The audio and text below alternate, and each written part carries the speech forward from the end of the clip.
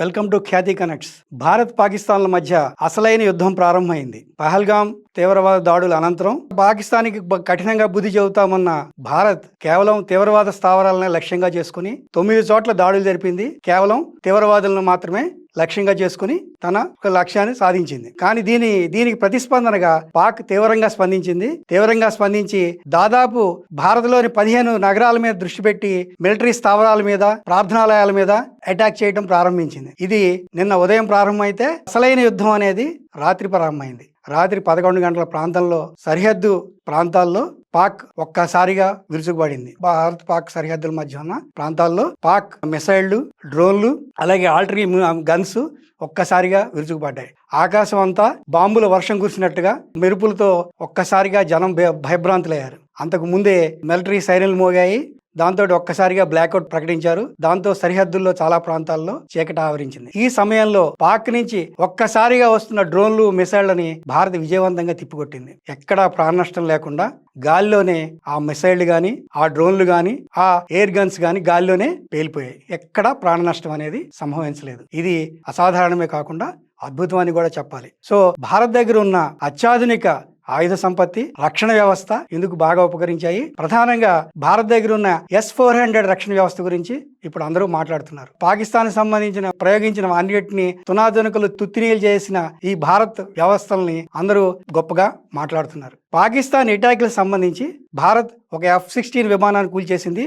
అలాగే 2 JF-17 యుద్ధ విమానాలని కూల్చివేసింది. ఇవి చాలా ఖరీదైనవి. దీనివల్ల చాలా నష్టపోయామని చెప్పి కూడా పాకిస్తాన్ ప్రకటించుకుంది. ఇది చాలా దారుణమైంది, దీనివల్ల మేము చాలా నష్టపోయాం అని చెప్పింది. పాకిస్తాన్ చెప్తున్న దానికి చేస్తున్న దానికి ఎక్కడా సంబంధం లేదు, మేము యుద్ధాన్ని కోరుకోవట్లేదు అని చెబుతూనే ఈ దాడుల్ని 2 రోజుల పాటు చేస్తూనే ఉంది. సో ముందే చెప్పుకున్న రాత్రి 11 గంటలుగా ప్రారంభించిన ఈ దాడులు తెల్లవారుజామున 4 గంటల వరకు సాగుతున్నాయి. భారత వైపు నుంచి కూడా తగినంత ప్రతిస్పందన ఉంది. సో ఈ యుద్ధానికి సంబంధించి ఇప్పటి వరకు జరుగుతున్న పరిణామాలకు సంబంధించి భారత ఆర్మీ సంతృప్తి వ్యక్తం చేసింది. మేము కేవలం పాక్ దురాఘాతాలకు స్పందనగా మాత్రమే మేము తీవ్రవాద స్థావరాలను లక్ష్యంగా చేసుకుని దాడులు చేస్తే పాకిస్తాన్ మమ్మల్ని రెచ్చగొట్టే ధోరణిలో యుద్ధానికి దిగింది. సో పాక్ ఎన్ని రకాలుగా వ్యూహాలు పన్నినా సరే భారత్ను ఎదుర్కోలేదు, మేము సిద్ధంగా ఉంటాము అని భారత ఆర్మీ ఈ రోజు ఒక ప్రకటన చేసింది. అలాగే దీనికి సంబంధించిన వీడియోలను కూడా ప్రపంచం ముందు ఉంచింది. దీంతో పాటు మరో పరిణామం ఏంటంటే ఇప్పటి వరకు Indian army, Indian air force మాత్రం యుద్ధంలో ఉన్నాయి. తాజాగా నేవీని కూడా భారత్ రంగంలో దించింది. అరేబియా మహాసముద్రంలో INS విక్రాంత్ రంగప్రవేశం చేసింది.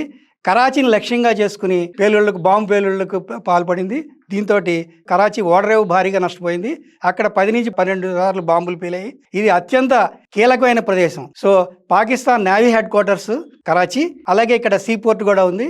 ఇది ఇప్పుడే కాదు, 1971 భారత్ పాకిస్తాన్ యుద్ధంలో కూడా భారత్ కరాచీని టార్గెట్ చేసింది. అప్పుడు కూడా విజయానికి ఇదే ప్రధానమైన కారణం. సో కరాచీ మీద చేసిన యుద్ధాన్ని అత్యంత కీలకంగా ప్రకటించి భారత్ నేవీ ఏం జరుపుకుంటోంది. సో ఈ విషయాన్ని మనం గమనిస్తే ఇప్పటి వరకు ఉన్న ఆర్మీ, ఎయిర్ ఫోర్స్తో పాటు నేవీని కూడా, అంటే త్రివిధ దళాల ముప్పేట దాడితో పాకిస్తాన్ ఉక్కిరిబిక్కిరి చేయాలనుకున్నట్టుగా స్పష్టమవుతోంది. అలాగే పాకిస్తాన్ కూడా గడగడలాడిపోతోంది. దీంతో పాటు లాహోర్లో ప్రధాని కార్యాలయం షహబాజ్ నివాసానికి సమీపంలోనే బాంబు పేలింది. ఈ బాంబు పేలటంతో ఒక్కసారిగా పాకిస్తాన్ ఉలిక్కిపడింది. పాక్ ప్రధాని సురక్షిత ప్రాంతానికి తరలించింది. అలాగే ఈ యుద్ధాన్ని మొదటి నుంచి యుద్ధానికి కారణమైన పరిస్థితులకి, అలాగే తీవ్రవాదులను రెచ్చగొట్టిన పాక్ ఆర్మీ చీఫ్ మునీర్ ఆచూకీ తెలియట్లేదు. ఆయన ఎక్కడున్నారో తెలియదు.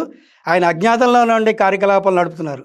అలాగే ఈ పరిణామాల తర్వాత, పహల్గాం తీవ్రవాద దాడుల తర్వాత భారత్ హెచ్చరికలు చేసిన నేపథ్యంలో ఆయన తన కుటుంబ సభ్యులను కూడా పంపించేశారన్నట్టుగా కూడా వార్తలు వచ్చాయి. సో ఈ నేపథ్యంలో పాక్ ఎలాంటి ప్రమాదానికి గురవుతుందన్న భయాలు పాకిస్తాన్లో ఉంది. దీనికి సంబంధించి ఉన్నతాధికారుల స్థాయిలో చర్చలు జరుగుతున్నాయి. ఖచ్చితంగా పాక్ని రిటాలియేట్ చేస్తాము అని చెప్పిన భారత్ నిన్న పాకిస్తాన్ స్పందించిన తీరుకి ఖచ్చితంగా బదులిచ్చింది, కఠినంగా సమాధానం ఇచ్చింది.